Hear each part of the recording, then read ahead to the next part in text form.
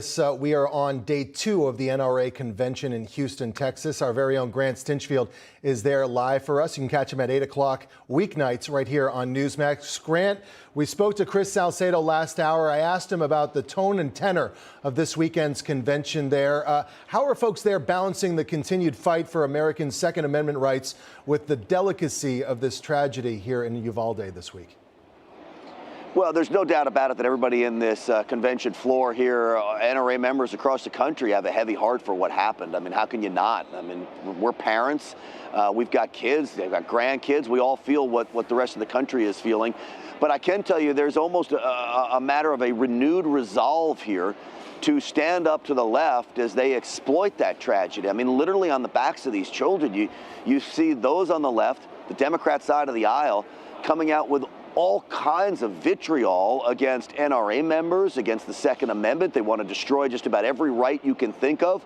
And now they're using this tragedy to actually go out and wage war on the Second Amendment. And so I think when we see that, and the people on this floor see that, as much as our heart aches for those people in Texas, where this convention is, by the way, we also feel like we've got to stand up and stand firm and not back down. And I will tell you, when I'm here, Mike, my faith in America is restored because I watch our country literally be ripped apart by the left. And then you walk on a convention floor like this and you see the people.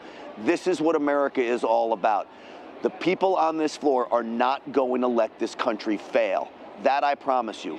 That's what I come away with from this convention, is that there's a lot of us out there that would never let this country go down the tubes, not in the direction where Joe Biden's taken us. Grant, Senator Blumenthal of Connecticut this week saying that gun rights will be on the ballot this November. What confidence do you have that that will be a winning strategy for Democrats? Well, it's already proven to be a losing strategy for them anytime they try this. See, the dirty little secret for the Washington elite, especially the Democrats, is that there are Democrat gun owners, and lots of them. And I've run into them on this convention floor. Democrat NRA members, too. How can that be? The left doesn't tell you they exist. But I'm here to tell you they absolutely do.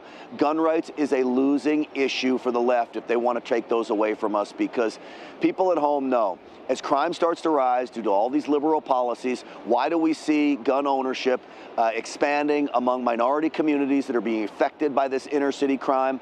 I promise you, Dick Blumenthal is out of touch with America. He's another multimillionaire elite in Washington that does not know how his constituents in America feels.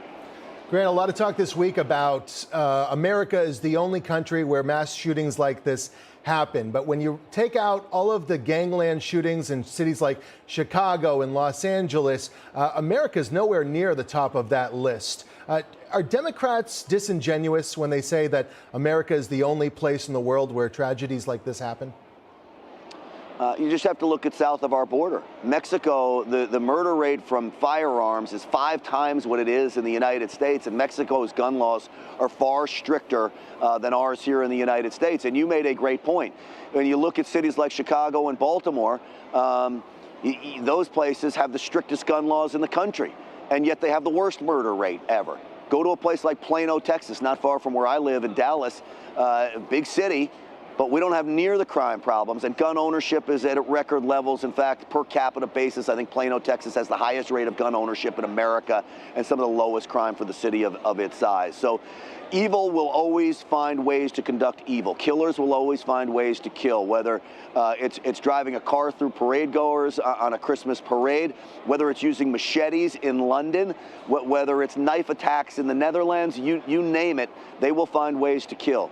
All the people in this room, on this convention floor, want is the ability to protect themselves and their family and make everyone around them just a little bit safer, Mike. So, Grant, what do we have to do? How do we prevent tragedies like this in the future? What's the answer? Is it armed guards at every school in America? Is it better locking mechanisms on doors? What is it?